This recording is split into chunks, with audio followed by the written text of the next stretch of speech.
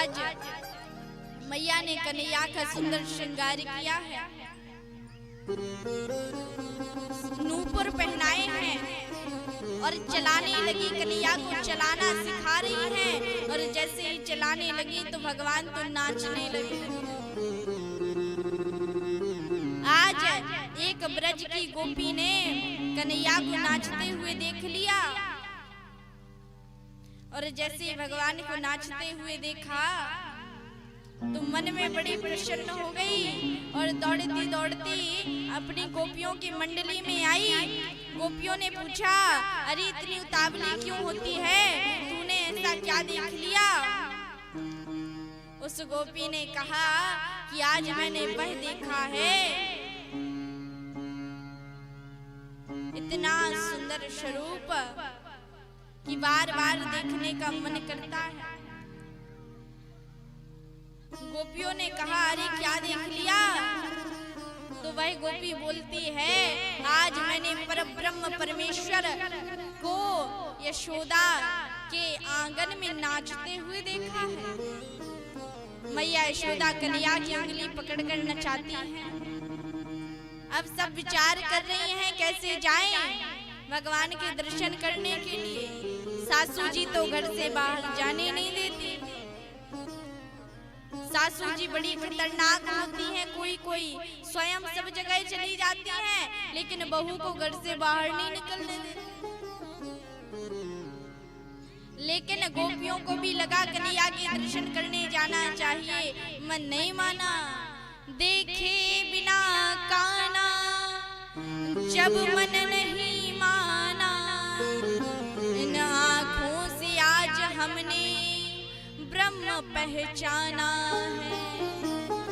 कृष्ण पद कमलों में मन को लगाना, इन गोपियों का ताना ये उलाहना तो बहाना। सारी बहुओं ने मिलकर विचार किया। सासू जी तो सवेरे सवेरे भगवान शंकर के मंदिर पे जल चढ़ाने के लिए जाती हैं। घर में बहू रहती हैं अकेली, तो सारी बहुओं ने अपने घर की सारी माखन की मटकी फोड़ दी। सासू जी आई, कहा कि घर की सारी मटकी किसने फोड़ दी? तो बहुओं ने कहा कि घर की सारी मटकी नंद का छोरा आया था, फोड़ कर चला गया। मैया ने, उनकी सासू माँ ने कहा, मैं जाऊंगी तो बात ज्यादा बढ़ जाएगी, इसलिए तुम ही जाओ, उलाहना देकर आओ मैया को। किसी बहू ने 10 मटकी फोड़ी, किसी ने 5, किसी ने तो अपने घर की सारी मटकियां फोड़ दी और चौराहे पर जाकर सब खड़ी हो गई, मिल गई और जाने लगी मैया के पास में। मैया बैठी हुई थी, मन में सोचा आज तो सत्यनारायण की कथा भी नहीं है, लाला का जन्मदिन भी नहीं है, फिर भी ये गोपियां मेरे घर क्यों आती हैं? और एक दो नहीं, सैकड़ों गोपियां आ गई थी मैया के द्वार पर। मैया ने कहा, कहाँ बात है, तुम सब यहाँ क्यों आई हो? गोपियों ने कहा, मैया अपने लाला को तो बुलाओ। मैया ने कहा, मेरा लाला पलने में लेटा हुआ है, कोई काम है क्या? कन्हैया को आवाज लगाई, भगवान पलने से निकलकर आ गए, मैया के बगल में छुप गए। गोपियों को देखा तो सोचा जरूर ये गोपी मेरी शिकायत लेकर आई हैं। भगवान ने देखा तो डरते हैं। श्री सुखदेव जी कहते हैं, जिनके डर से काल भी डरा करता है, आज वही कन्हैया डरते हैं। आज वही कन्हैया डरते हैं, मैया के पल्लू के पीछे छुपे हुए हैं।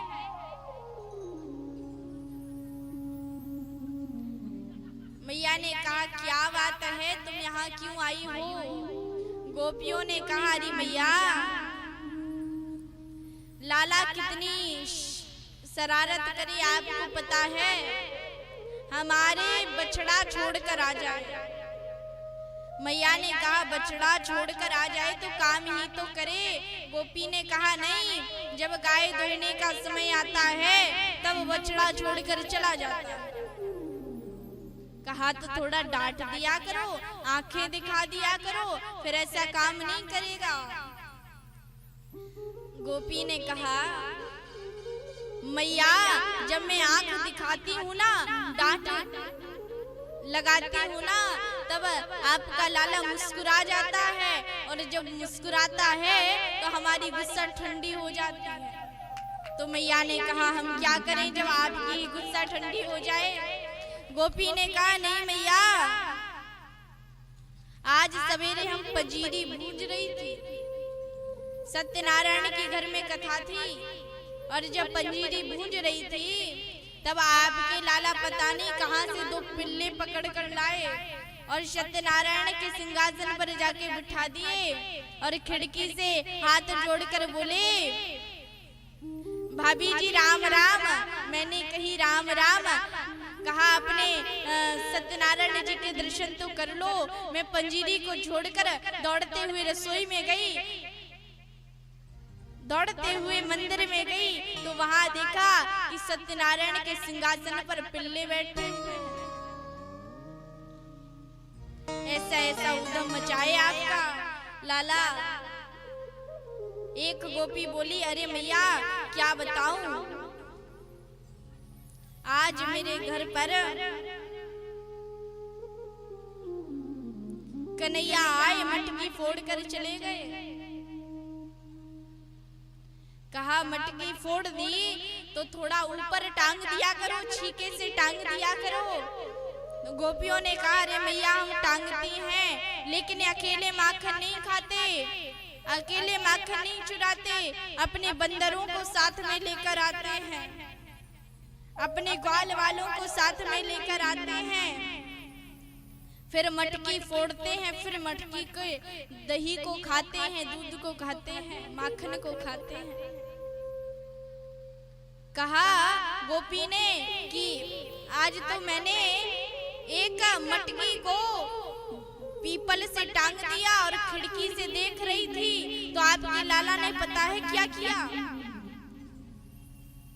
बहुत बड़ा लंबा सा बांस लेकर कहीं से ढूंढ कर आए और मटकी को नीचे से फोड़ दिया और नीचे मुंह खोलकर खड़े हो गए और माखन गिरता तो सीधा मुंह में गिरता। एक गोपी बोली क्या बताऊं मैया, कल मेरे पति का जन्मदिन था और मैंने अपने पति के जन्मदिन की खुशी में 56 प्रकार के भोग बनाए थे, और सवेरे सवेरे आपका लाला आया और कहा भाभी जी सबसे पहले हमें भोग लगाओ। कहा मैंने कि पहले सत्यनारायण जी की पूजा होगी, फिर पंडित जी भोजन करेंगे, फिर तुम्हें मिलेगा। तो आपके लाला ने कहा कि हमसे बड़ा भगवान कौन है, कहा हम नहीं देंगे भोजन। तो आपके लाला ने कहा कि आपको ही देखेंगे आज भाभी जी, चिंता मत करिए। और पता है जन्मदिन की खुशी में मेरे पति ने शाम को बहुत अच्छे से भोजन किया, और जब हम दोनों रात्रि में सो रहे थे तब आपके लाला रात्रि के 12 बजे पता नहीं कहां से आए और मेरी चोटी और उनकी दाढ़ी कसकर बांध कर चले गए। रात्रि के 12 बजे मेरे पति पानी पीने के लिए उठे, तब उनकी मूंछ खिंचे और मेरी चोटी। मेरे पति ने कहा अरे कहा कर रही हो, मैंने कहा अरे कहा कर रहे हो। पता है मैया उनकी आधी तो दाढ़ी ही उखड़ गई। ऐसा ऐसा उधम मचाए।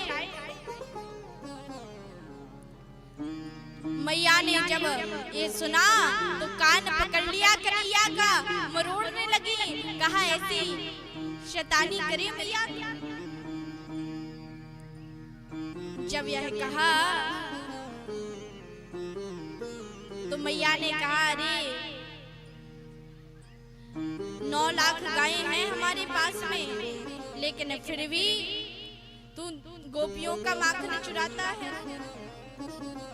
कन्हैया ने कहा मैया अरे इन गोपियों की बातों में ना आए, मैंने कभी माखन नहीं चुराया। अब हरिश्चंद्र जी बोल रहे हैं मैया मैंने कभी माखन नहीं चुराया, ये गोपी सब झूठ बोल रही हैं।